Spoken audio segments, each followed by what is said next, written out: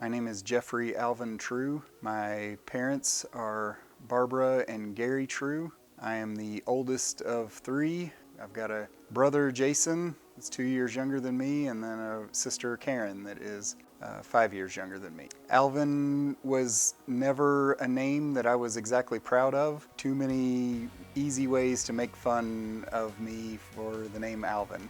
From Alvin and the Chipmunks to it's just a funny sounding name. I had incidents in Spanish class where my teacher always made us pick out Spanish names, and there was no name for Jeff in Spanish. And so then they would ask me my middle name. One year I lied and said that my middle name was Alan because it was a lot easier to manage than Alvin. Somebody ratted me out. One of the other kids in the class ratted me out and said, his name's Alvin, not Alan. So I ended up, they would always make me be Jorge, which I don't know which was worse, being having a middle name Alvin or being George in Spanish. I'm not sure, but I didn't like either one of them.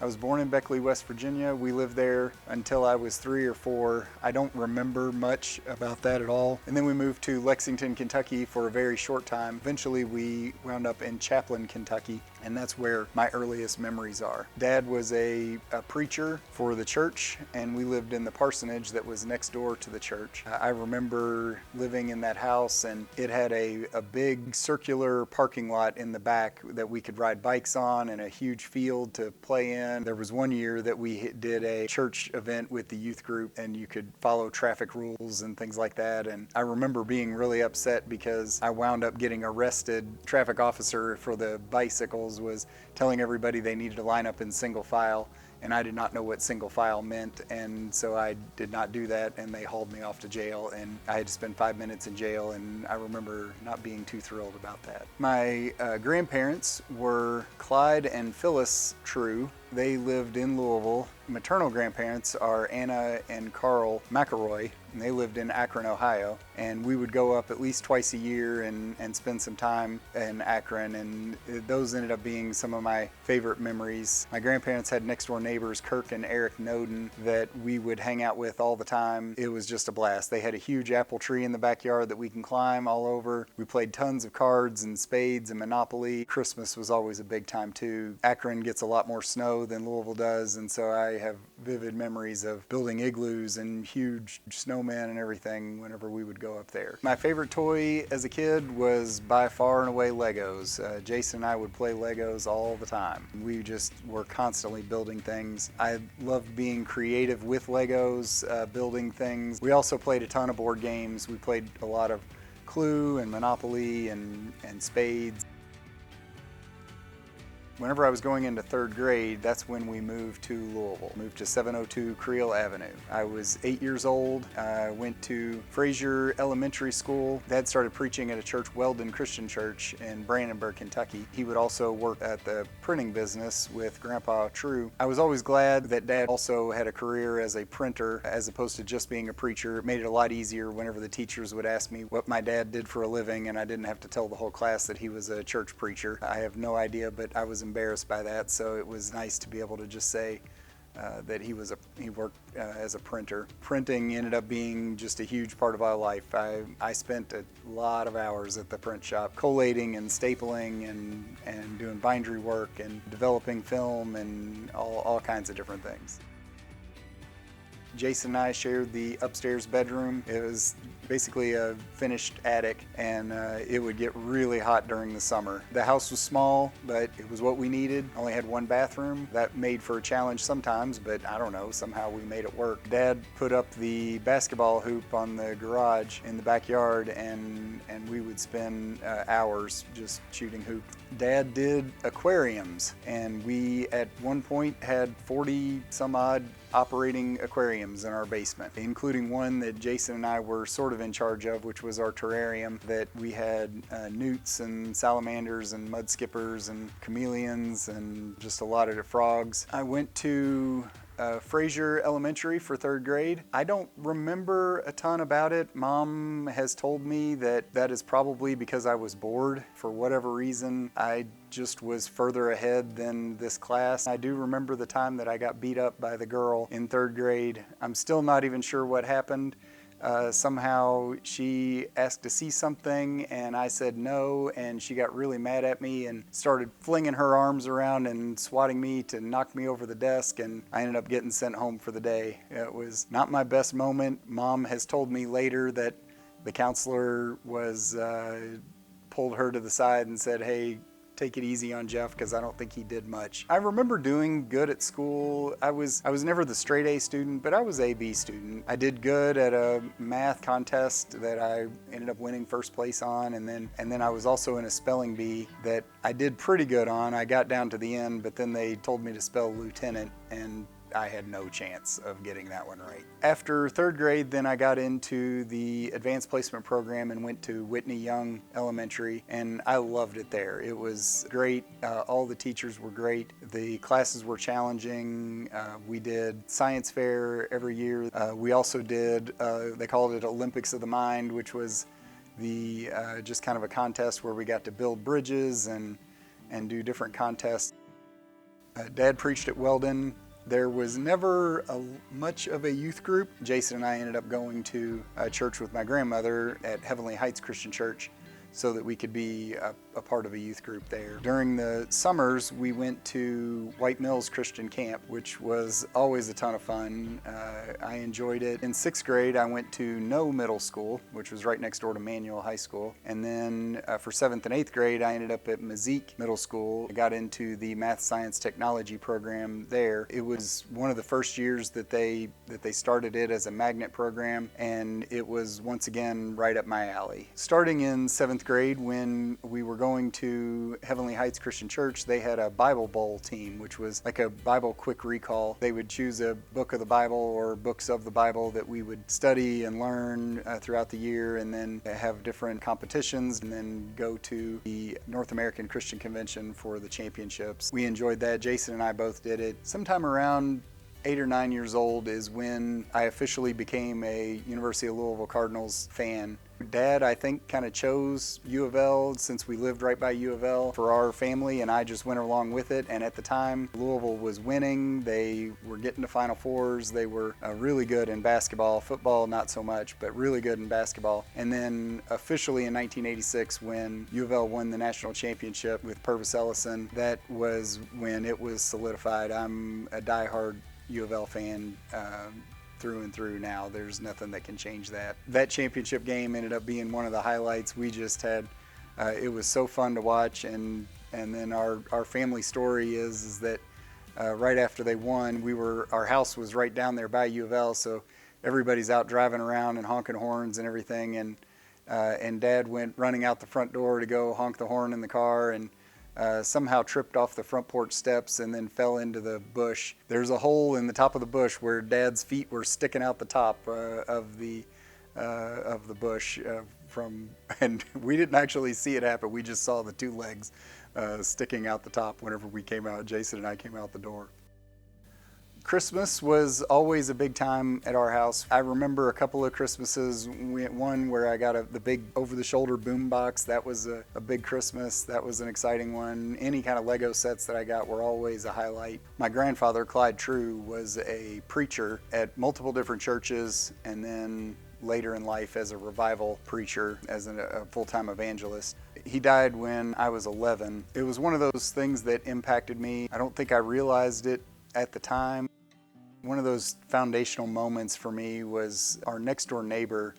His name was Mr. Warren, and he was older, and he had a lot of health problems. He wound up early on a Monday morning committing suicide in his garage. He shot himself, and I happened to be the one that heard the shot and heard the other family come out of the house and found him, and that was one of those things that shook me up as a kid. It was a tough thing to see, tough thing to hear, and then just contemplating suicide and just what that means, what it means spiritually, what it means eternally, all those different things that was a hard time for me. Another thing that happened was the 1986 Challenger explosion. That happened on my birthday, on January 28th, 1986, and we were in science class, and the teacher had rolled in the TV so we could all watch it, and then we saw that happen, and that was another one of those moments that were just a wow,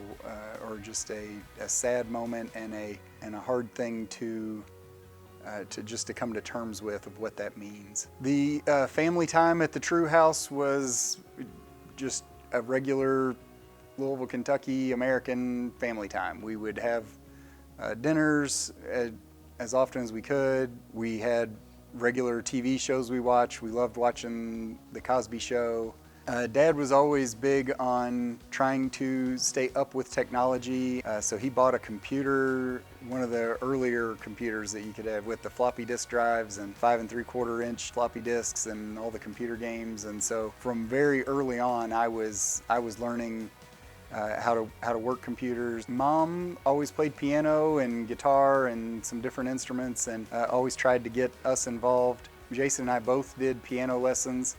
Jason stuck with it a lot more. He was a lot more disciplined than I was. But I learned enough about music to where it stuck with me to the point that in the last 5 years or so, I decided to pick up a guitar and to play guitar, and I've had just a great time doing that, and really enjoyed that as a new hobby. The True family vacations were always interesting. Didn't have much money, so camping was the way we did it. We spent a lot of time at the Smoky Mountains camping, and always had a great time. One of my favorite memories was the year that I was finally old enough to do the 8-mile hike out to Charlie's Bunyan. Got all the way out there. Loved it, but was scared to death to go out on the actual rock. So I just hung back at the back, and I was totally okay with that. We would camp even when we would go into cities. Like we did a trip to Washington, D.C. And to New York City, where we camped at campgrounds just outside the city, and then went into the city during the day, which to me is funny to think about. But at the time, Mom and Dad just got AAA magazine or AAA booklets and found out where we were going to stay, and that's just how we did it. We did do a trip out west, ended up at Yellowstone. That wound up being a ton of fun. We ended up calling it the Wild Moose Chase. We were trying to find a moose somewhere, and spent the entire week there not seeing a moose the entire time until we were on our way out of the park, and finally saw a moose on the way out. So that was a lot of fun. The True & Associates Printing was right on 4th Street at 4th and Central, which is about a block away from Churchill Downs. And so we would park cars every year for the Kentucky Derby, which ended up being an easy way to make a few $100s. And Dad was a master of figuring out how to pack as many cars into that parking lot as we could squeeze in. I probably would have done it for free just for the people watching, because it always ended up being a great time, but it was nice to come away with a couple $100 extra from parking cars. I ended up going to Manual High School as part of the Math, Science, Technology magnet program, and I loved it. Manual was a great spot. I was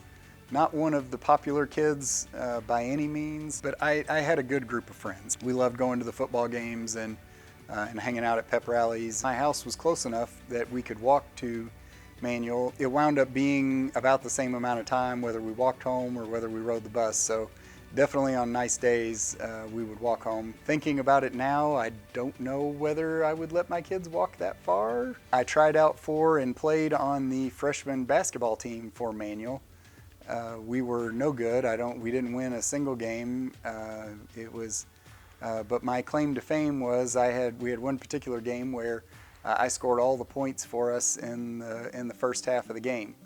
That was 1 point. I made one free throw, and I couldn't even make the second free throw. But I scored all of our points that game, which was pretty funny. My first job was at Druthers Restaurant, which eventually was bought out by Dairy Queen. I worked there. It was right around the corner from the house, which was nice. It ended up being it was a fine first job.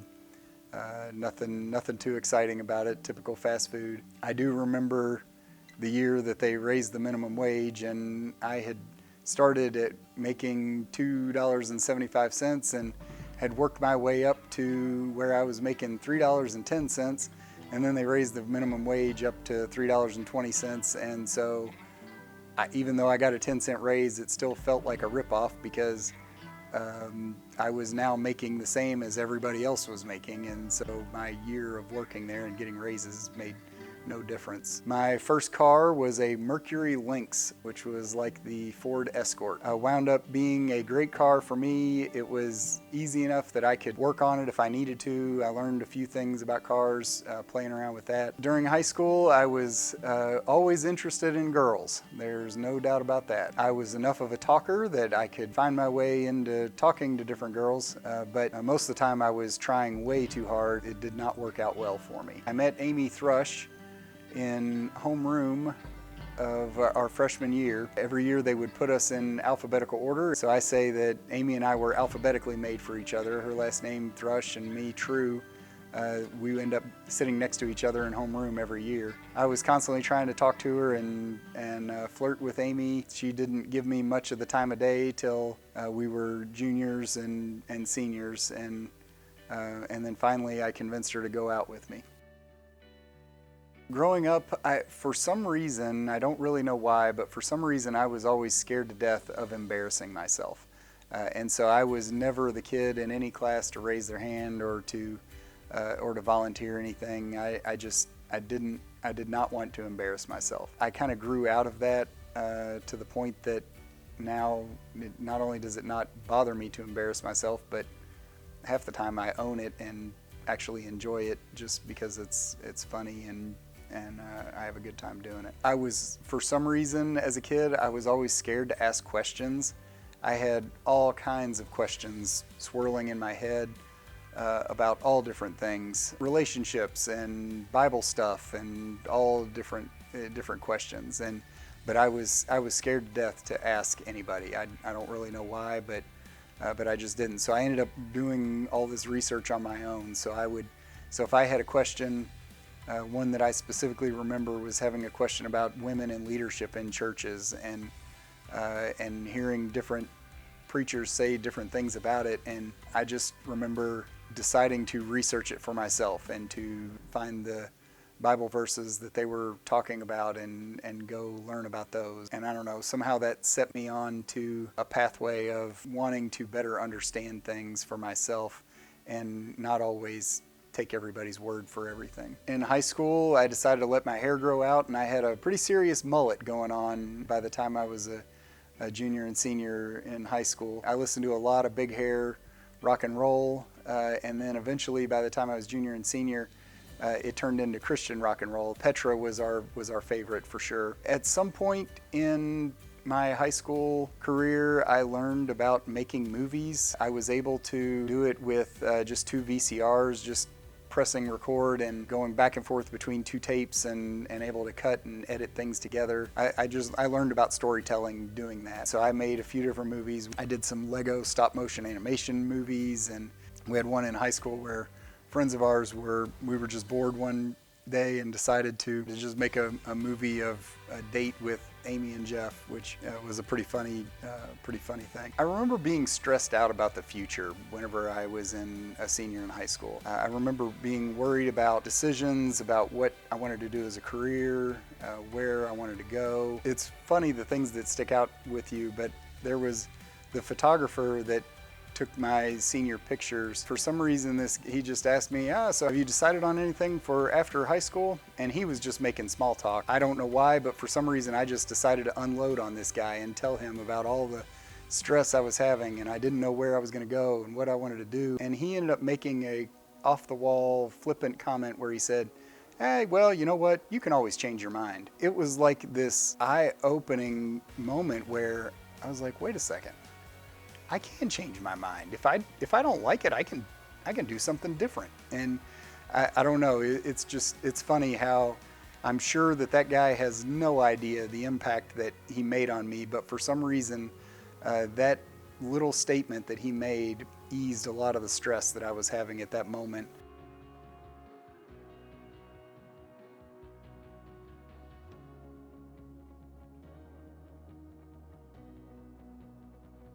Amy and I wanted to have kids.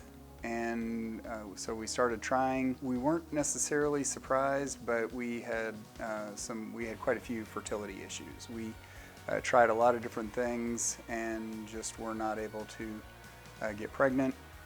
It was not necessarily a surprise, and it was something that Amy and I had talked about even when we were dating. She is a childhood cancer survivor and had a Wilms tumor and one of her kidneys removed, and so we didn't really know whether that would cause fertility problems or not. But we were both mentally prepared for the possibility that we would not be able to have kids, and we had always talked about adoption being our option that we would try if that were the case. After a few years of trying, we decided to sign up with an adoption agency. Whenever you adopt, you fill out a profile that kind of tells about yourself, tells about who you want to be as parents, who you are as people. You turn that in, and then the agency will give those profiles to potential birth parents, and the birth parents will choose who they would like to be the adoptive parents for the baby. We went through an agency and our profile was chosen,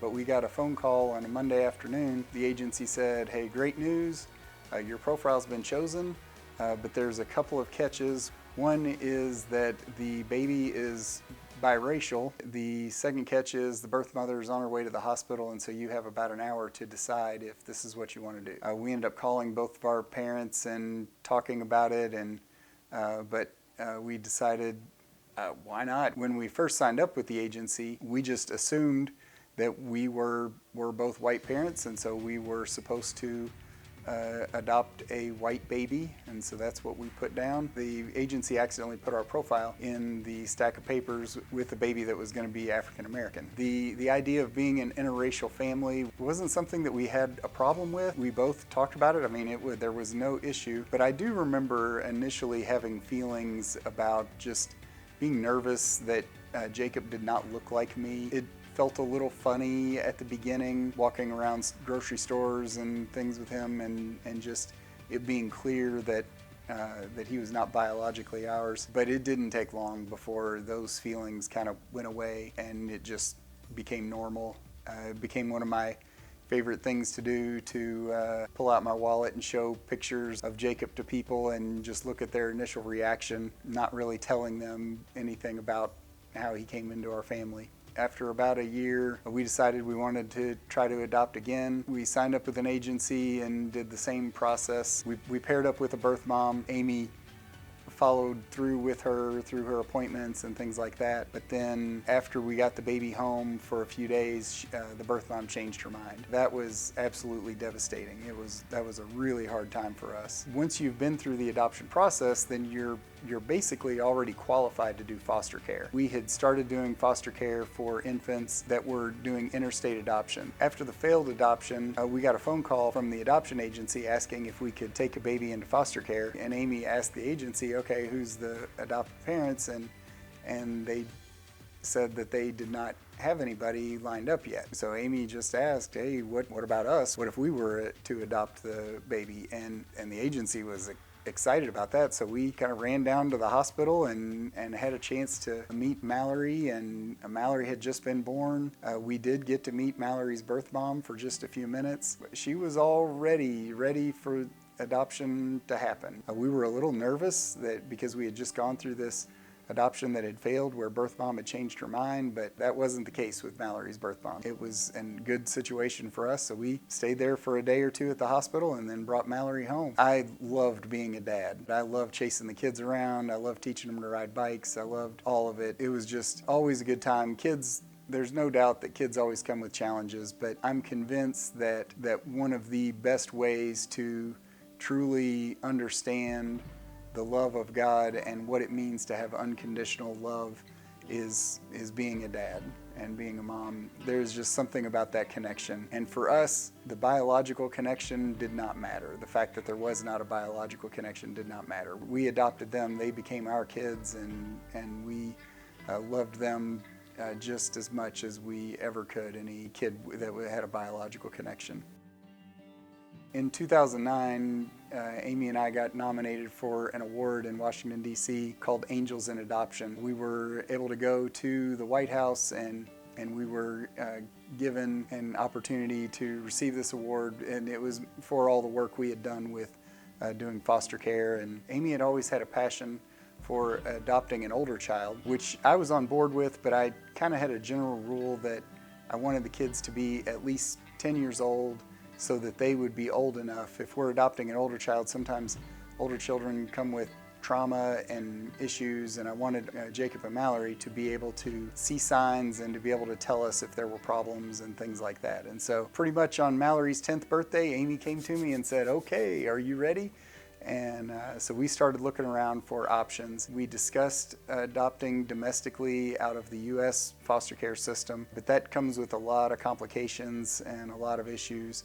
And so then that got us looking internationally. We talked about a lot of different countries. China has a big international adoption program. We kind of jokingly said, we've already got black kids, and adding Asian kids to the mix just would be ridiculous. So we started looking at African countries, and there was a new program that had started in Democratic Republic of Congo. And so we decided to look there and found an agency that was doing adoptions through DRC. That's where we met Britnell. They sent us a picture of her, and she's standing there. She's got her hand on her hip and got this big smile on her face, and you could just tell she had a sassy, spunky personality even from the initial picture that we got, and we just knew right away that she was meant to be a part of our family. We traveled to DRC to get Britnell, and we got to meet her for the first time, and it was a really special moment. We went to the orphanage where she had stayed and got to meet and see all the other kids around there. She did not speak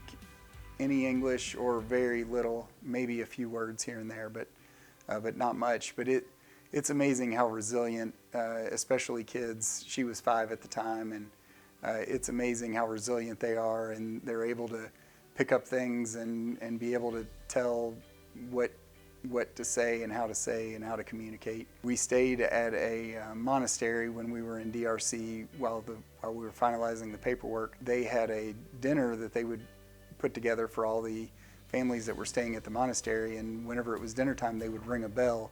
And so it got to a point where Britnell, whenever she was hungry, she would say ding-a-ling-a-ling, and that would be her way of telling us that she was hungry. We were in Congo for about 10 days when we finally got our exit letter and permission to be able to leave and bring her home. And we brought her home. It was in January of 2013. Welcome to America!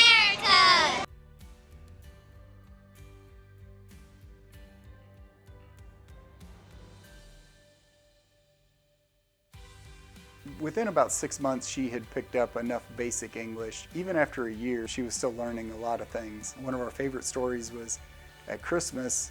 We started talking about Santa Claus and presents, and there was one day that she came to Amy and said, "You're telling me that there's a guy that comes into our house through our chimney and brings presents to us? He comes into our house?" And she was so confused about this whole thing and was actually pretty nervous about some stranger coming in and dropping off presents. And so finally Amy just has to sit her down and say, "Okay, look, here's the thing. Mom and Dad are Santa Claus. We are the ones that bring you the presents. We just tell this story about Santa Claus just for fun, and it's just a fun thing to do at Christmas time." And she goes, "Oh, I get it. Okay, so Mom and Dad are Santa Claus. Okay, so I just have one question. How do you get the reindeer to fly?" And it was just hilarious, just how confused she was. Amy ended up becoming an advocate for children in orphanages in Africa and trying to find families. And well, there was a particular child in one of the orphanages that Amy just got attached to and was trying to find a family and advocate for her. She was 7 years old at the time. Well, after a few months of looking around and trying to find somebody, Amy and I just kind of said, "Are we supposed to adopt her?" And at the time, I had pretty much thought that our family was done at 3 kids, but it wasn't long before after talking, that we just decided, you know what, maybe we were supposed to add a 4th to the mix. Her name was Deborah. So we traveled to DRC again in the summer of 2013 to pick up Deborah. When we got there, we realized this was going to be a little more complicated than we thought. Deborah, it turned out, had bio siblings that they did not tell us about. They thought that it would be easier for them to be adopted as individuals, and so she had two other bio sisters. So there were adoptive families for the sisters, and so when we all got there, we all just kind of talked about what are we going to do here, because nobody liked the thought of splitting up a sibling group, but also none of us were equipped to take on 3 kids at once. Even if we had wanted to do that, it would have required us to completely start the process over again. We just decided as a group that we would keep our kids, keep the 3 kids connected. We would visit and travel and find ways to keep them connected, but we would each individually adopt the 3 kids separately. I was there with Amy for 2 weeks while we were working on the paperwork and trying to figure out how to get this resolved. But then eventually I needed to come home. We had 3 other kids at home, so I flew back to the U.S. and to take care of the other kids, and then Amy stayed with Deborah to work on the paperwork. She got stuck there. It turned out for 9.5 weeks trying to finalize and figure out the paperwork. After those weeks, all of a sudden, they worked it out. They got the letter, and Deborah got to come home.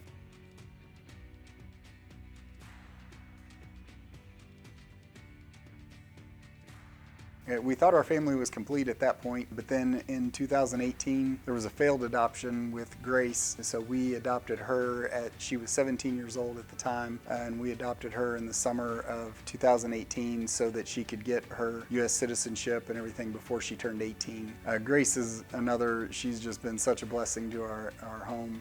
She is spunky and determined and knows what she likes, and it came with challenges adopting a 17-year-old, but still, I wouldn't change any of it. Adoption is kind of a strange thing because it's a beautiful picture of God's love for us and how we've been chosen to be part of God's family, and there's so many beautiful things about adoption, but the reality is that adoption's not ideal. It comes with brokenness from the very beginning. So when Jacob got to high school, all of a sudden he comes home one day and he says, "Hey Dad, I want to join the Black Student Union." And all of a sudden it dawned on me that, you know what, I've got a black teenage son in America, and all of a sudden I'm having to think through things that I had not really, growing up in just predominantly white areas, white churches, white schools. I was just all of a sudden about to experience through my son something that I had never experienced, and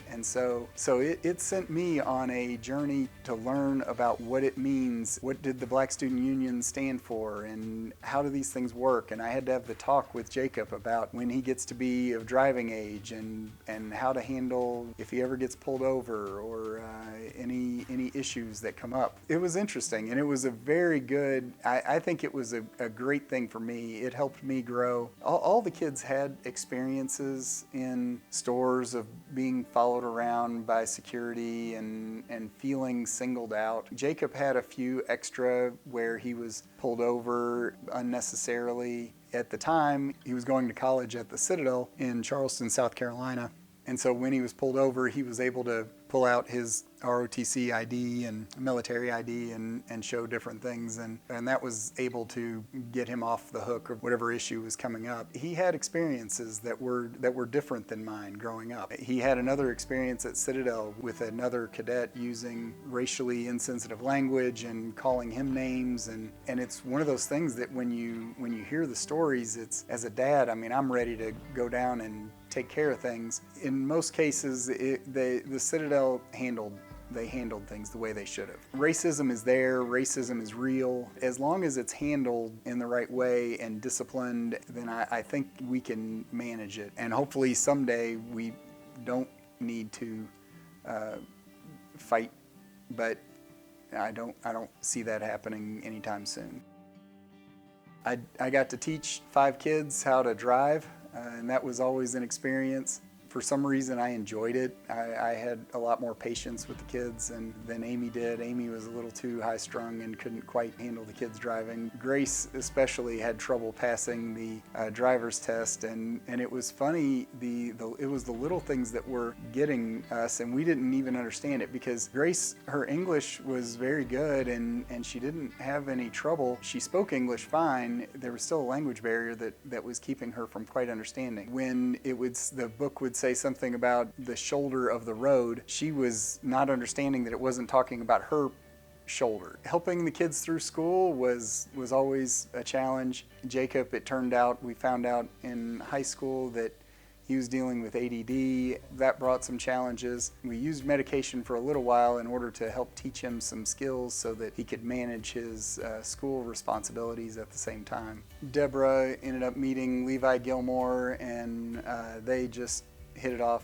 immediately and kind of became a perfect match, and got engaged and then got married this past fall. It was a beautiful wedding. They are just two special kids, and it's been fun to watch them. All of our kids have been through hard times. There's no denying that, and so trying to navigate the trauma that they've all experienced, it was a challenge. We tried to keep our house, make it an open place where we could talk about anything. We tried to keep it where it was a safe place where kids could tell us things that were going on. We always tried to love them through whatever they were going through, because some of this stuff was really hard. I've always been a firm believer that kids being free to talk about what they're feeling, what they're thinking is critical. Open conversation is critical. That was something that for me as a kid, for whatever reason, and I don't blame anybody, I don't know where it came from, but for me as a kid, I just never felt like I could talk to anybody. That was something that I wanted to be different in my house, to have the kids be able to say what was on their mind, talk about what they're feeling, and those kind of things. One of my proud dad moments is Deborah and Levi had one evening where we were talking about a particular Bible scripture where I tend to believe something that is outside of the normal, regular Christian stance. And so I showed them a couple of scriptures of why I believe what I believe, and Deborah and Levi went back and ended up talking about it themselves. And a couple days later, Deborah comes to me and says, "Hey, Dad, so me and Levi, we read the scriptures you were talking about, and we talked about it and studied it, and we just don't agree with you." And I just thought that was the most beautiful thing. Number one, that they decided to study it for themselves and not just take my word for it. And number two, that they felt safe enough to just be able to tell me that they disagreed with me. And I just thought that was one of my proud dad moments. We always love to travel with the kids, and we've been to a lot of different places. We traveled to the beach and the Grand Canyon and southern Utah and Yellowstone and Disney World. We did a cruise to Cuba. We did a trip to Israel and Italy and Greece, and I think it's been good for the kids. I think it's been good for them to see and experience different places, different cultures. If any of the kids ever tell you any stories about Dad almost falling into the Grand Canyon, don't believe it. It's not true. It's an urban legend that has grown in our family. I've always personally loved learning about history. I love going to museums, and I love hiking. I can walk around on a hiking trail for miles and miles and don't even flinch. But if you take me to a shopping mall, I'm exhausted in about 30 minutes. We've always been a family that preferred to travel to new places that we haven't seen before, as opposed to going back to the same spot every time. The Greece vacation was one of our highlights. That was one that during COVID, we got these really cheap tickets. They were desperate for any kind of travel to start back up.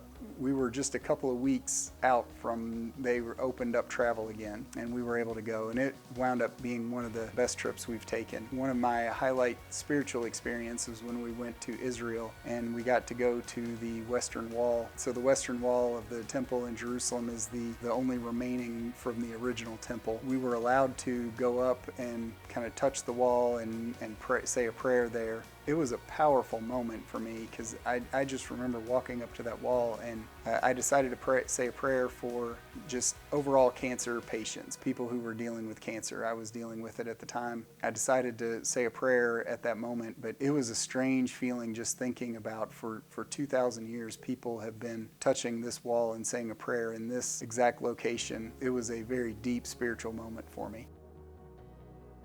Bible knowledge was always something that I enjoyed. Whenever I go to church, the sermon is always kind of the highlight for me, and I've always been the person who, when the preacher reads a scripture, I'll look it up for myself and read it for myself and try and learn it and make sure that I agree with what is being said. I remember specifically being in Bible classes as a teenager and having teachers talk to me about the role of women in church, and I remember going and reading these scriptures for myself and just saying, hey, something does not add up here in the way we are treating women in the church. I've always appreciated my years in doing Bible Bowl. Those years gave me a very strong foundation of Bible knowledge that has helped me knowing where to go, knowing answers to questions, knowing how things fit together in Bible history and things like that. We found a church, and I got to where I was leading small groups of high school students, and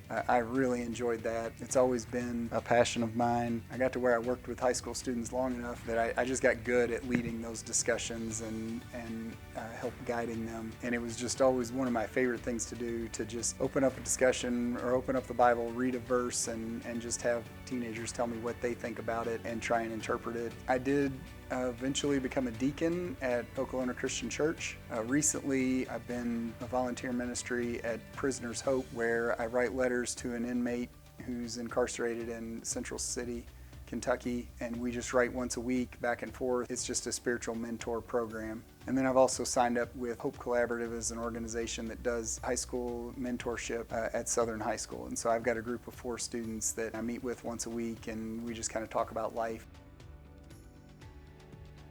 For hobbies, I've always loved watching movies. The best movie of all time is The Godfather. I've always loved The Godfather. I love Back to the Future. I love This Is Spinal Tap is my favorite comedy. Raiders of the Lost Ark is the greatest action movie of all time. It's got the ultimate hero, the ultimate villains, and the Nazis, and so it just doesn't get any better than that. We loved playing disc golf. I started playing disc golf in college.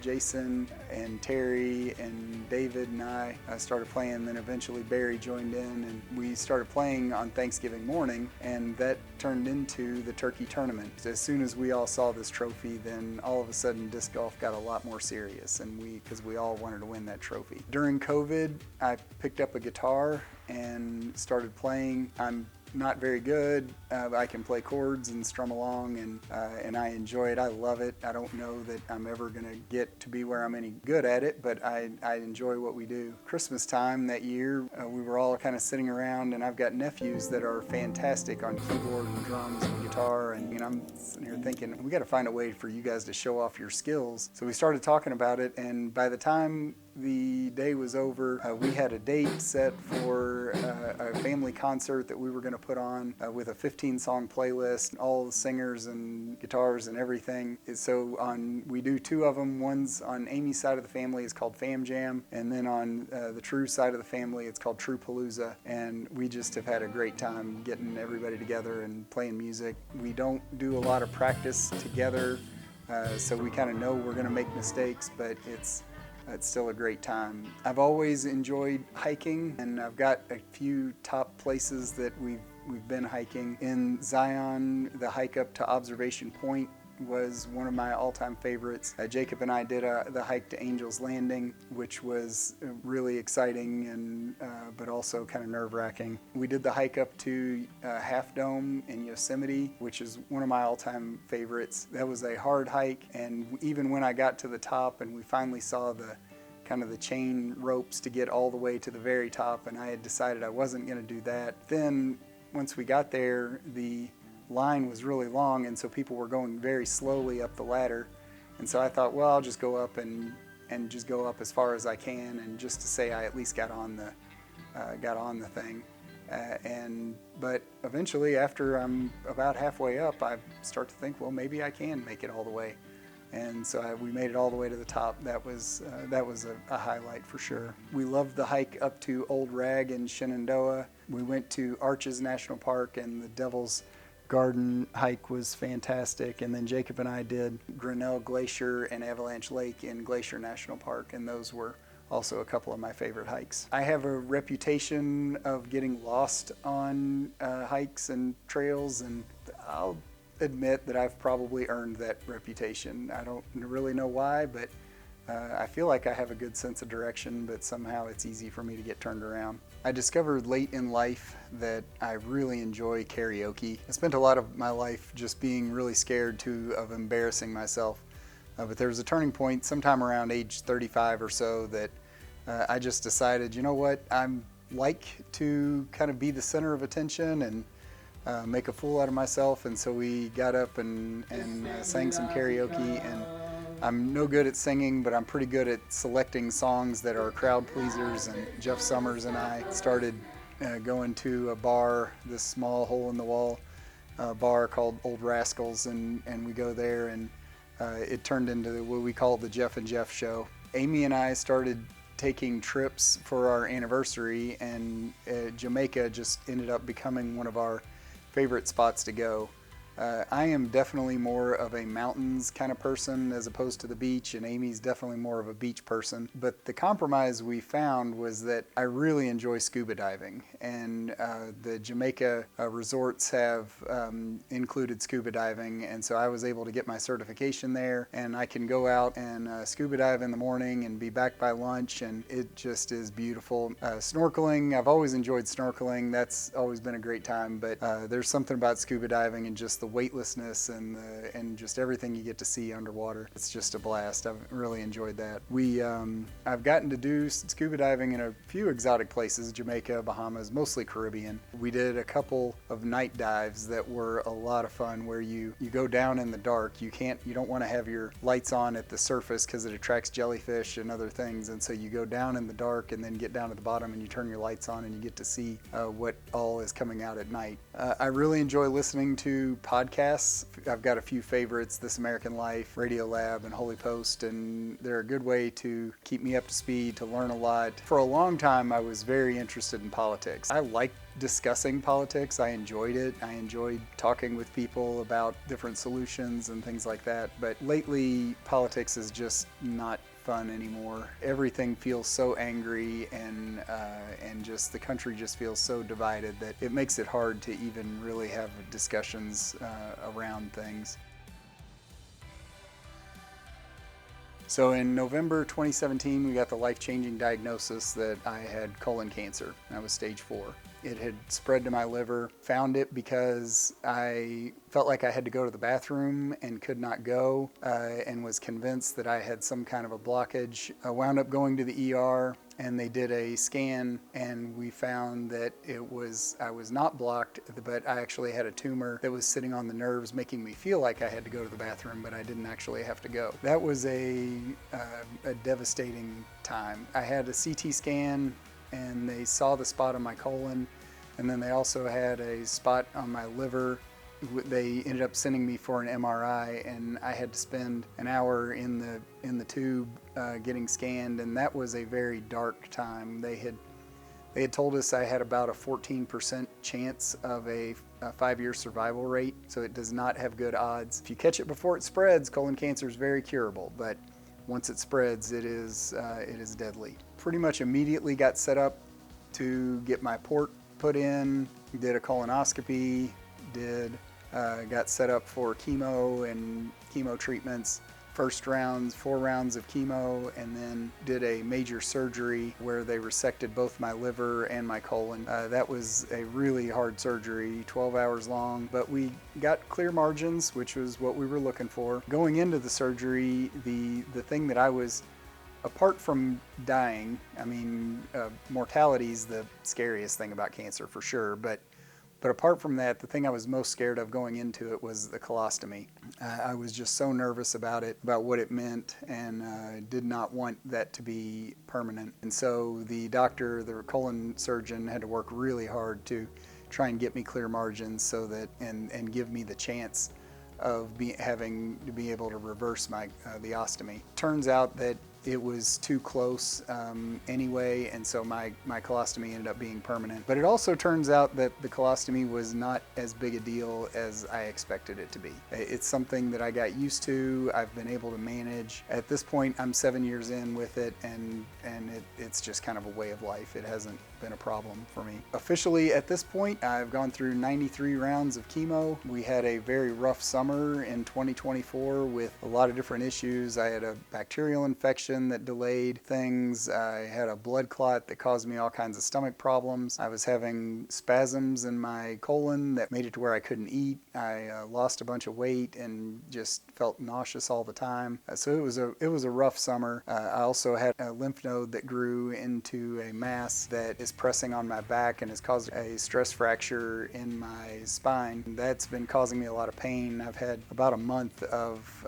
trying to do pain management and figure out how to get around with the back pain. That's one thing. I've dealt with the nausea and the fatigue and all the other side effects that come from doing treatments, but pain is something that I have not had to deal with very much of until the last few weeks, and that is just a whole different animal. For the cancer diagnosis, we decided early on to post things publicly about what was going on with us. Mainly, it started mainly just because we kept getting so many phone calls and so many questions, and everybody wanted to know how we were doing, and everybody loved us and cared about us and wanted to know how they could help. It was kind of selfish at the beginning for us to just post it online so that it made it easy so we didn't have to answer questions constantly. But that has turned out to be one of the best things we ever did, because Amy is fantastic at giving people lots of good details about what's going on, and it's created a network of people with us that are dealing with cancer, and just hearing everybody's stories and just the interactions that we've had with people have been fantastic. I decided early on that I wanted to stay in a healthy place mentally and spiritually through this whole thing. We read a book about beating the odds, and what do people that have beaten the odds, what do they do different than anybody else? And there are 9 different things, and 4 of them are the things you would expect about just watching your diet, making sure you're exercising, trying to eliminate stress. But 5 of the things were all what you do mentally. Staying positive, staying upbeat, trying to stay spiritually grounded, having a good support network. Amy and I have been a pretty good team. She quickly joined in on some colon cancer support groups online and got really good at Google and being able to research things and find different treatment options and things like that, always looking for the best doctor. And that allowed me to not spend as much time online, because depending on how deep you go into Google, you can really go into some dark spaces, and I just did not want to do that. I wanted to be able to kind of stay on the positive side, and so it's been a good team effort with Amy. She's been a fantastic caregiver. I couldn't have asked for anything better through this whole thing. I never set out to be an inspiration to others. I never liked being the cancer person. I didn't want to be defined by cancer. I didn't want to be the person who if cancer took me, I didn't want to be the person that's all that people ever remembered about me was that I died of cancer. I wanted to be remembered for all the other things that I do in my life. But at the same time, I also see how my life and this cancer journey has been an inspiration to people. I mean, I have been through a lot, and I've done a lot, but at the same time, I was careful to live life through the whole thing. I still took trips. We still did things together. I picked up guitar. I did a bunch of different things so that cancer wasn't just the only thing in my life, and that was a purposeful decision. One of the things that I did was I learned to focus on the things that I was actually in control of, and to try and purposely let go of things that I had no control over. We had multiple times where I've been legitimately scared of what was going to happen, where we got bad diagnosis or bad scans or things like that. But in each of those cases, once I got to a spot where I felt like we had a plan, where we kind of knew, okay, here's our next steps and here's our next milestones that we're going to look for, that always made me feel better and allowed me to go forward and not think about the downside, and to focus more on just how am I going to live life until the next landmark or until the next milestone. We also learned early on to accept people's offer for help. That's kind of a hard thing to do. I mean, for all of our lives, we've been very self-sufficient, been able to kind of do our own things and not really need, or quote, need people. It was very early. In fact, it was the very first Christmas after I was diagnosed that we had a church group, friends that wanted to help us with our Christmas shopping. At first, thought this was crazy. We can't just let somebody else go and do all this for us. But we eventually just kind of said, okay, well, let's do it. We gave them the list. They went and got everything, wrapped it, brought it all over to the house. And it was one of those things that after it all happened, we realized just how much we needed it. We so appreciated it. It was such a nice moment to be able to have a normal Christmas. It only happened because we were willing to let people love us. It was about 3 years into my diagnosis that we got bad news that cancer had come back and it had spread to my peritoneum, and that was a really bad sign. And that was a point that I decided to join Gilda's Club, which is a cancer support group. I did it because I felt like I needed a place to be able to share things, to be able to talk about what's really going on inside my head. Amy and I have been very good at communicating and talking about things. We've been very open and honest, and we don't schedule it, but it turns into about once a month where we just kind of have lay it all out there on the line of, hey, where do you think this is headed? How are you feeling? What do we need to do? And just kind of talk about all the dark stuff that comes from cancer. I don't like to live in that place, and so I don't like to talk about it all the time, but Amy and I have found a way to just kind of it's about monthly to just go there and just let ourselves have a day where we just kind of accept what's happening. But Gilda's has been a fantastic spot, and it's also turned out to be kind of a ministry for me and a way for me to give back in the middle of, because we have a lot of people that join our groups that are newly diagnosed, and so me being kind of a long-term survivor, to be able to share my story and to be able to give different advice, the things that we've learned along the way, has been a great way for me to kind of give back. The one thing that makes the cancer process tolerable is finding ways to redeem it, because there's nothing good. I don't care what your diagnosis is. You could be stage 1 to stage 4, it doesn't matter. It's just not good.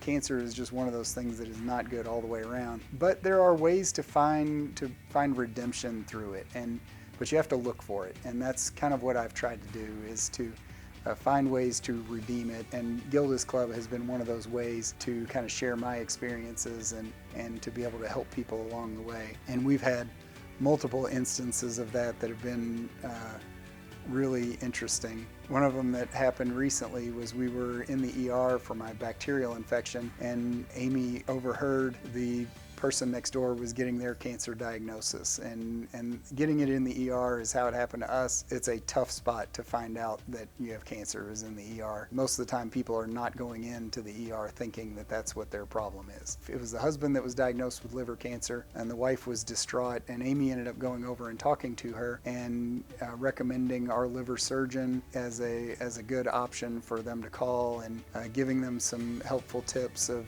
things to do. It was one of those things that it's kind of a way we've found to give back and giving advice.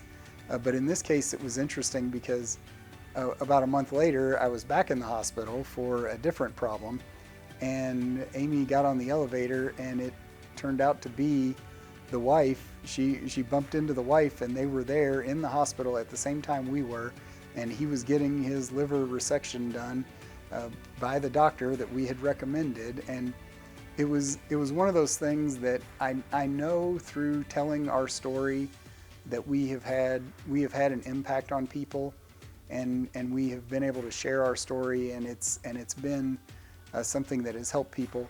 But in this case, we actually got to see we actually got a kind of a sneak peek from God, I think, too, for us to just happen to bump into them in the hospital on that day, and to just get that opportunity to hear from them that our advice had helped them and kind of given them hope through the whole process was a very neat thing.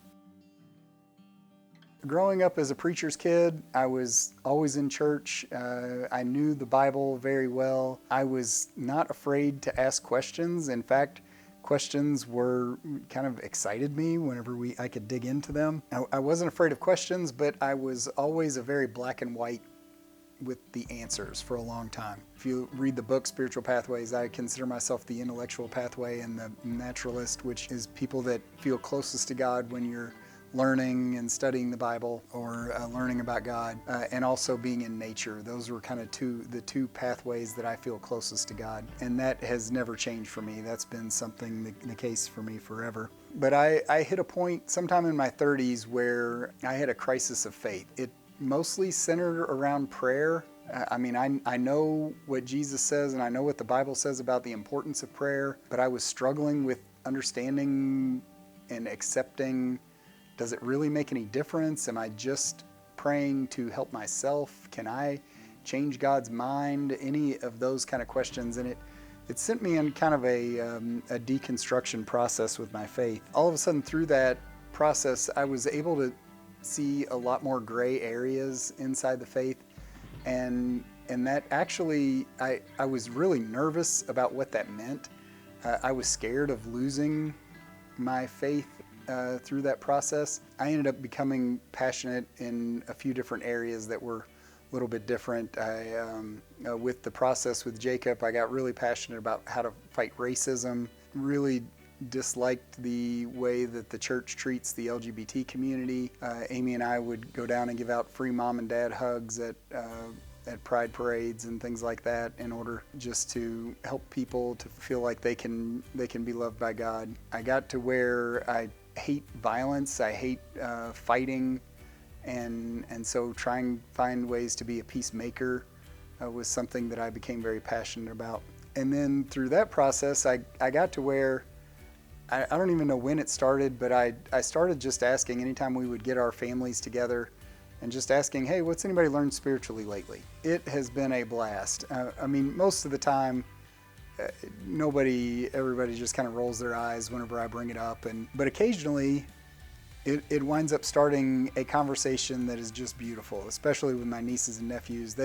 I've done it long enough now that everybody kind of knows it's coming, so anytime a family get together happens, a lot of times now people come in with their stories ready to tell, which is just hilarious to me, because I'm not purposely trying to put any pressure on anybody. That was never my goal. But people, because they know now that I'm going to ask, people keep their eyes open for spiritual awakenings or learnings that they've had. And it could be anything, could be something you learned from church or anything, or it could be an experience you had. We've just had such a good variety, and it has been a blast doing that.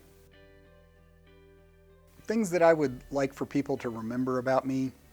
Amy and I purposely tried to be open to new experiences, open to new things. And that could be open to meeting new people, going new places. And I just think that has been a great way for us to live. A favorite TV show that I had was Ted Lasso. There's a quote from Walt Whitman that got used in the show, and that has become kind of a mantra for me, which is be curious, not judgmental. And I've really tried to embrace that idea of when I'm talking to people, just to try to ask questions and just be curious about their life and hearing their story. And I love hearing other people's stories and how they got to where they are and the things that they've learned along the way.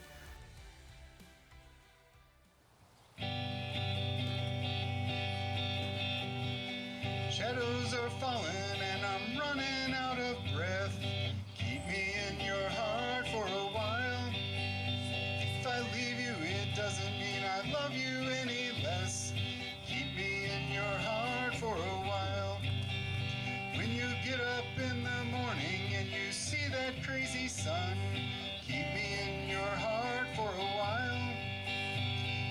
train leaving nightly, called when all is said and done. Keep me in your heart for a while. Sha la la la la la la la la la la la. Keep me in your heart for a while. Sha la la la la la la la la la la la.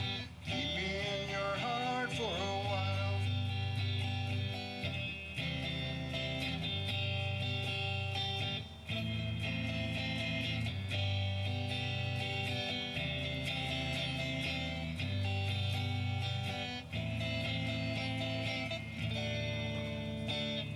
Sometimes when you're doing simple things around the house, maybe you'll think of me and smile. You know I'm tied to you like the buttons on your blouse. Keep me in your heart for a while. Hold me in your thoughts. Take me to your dreams.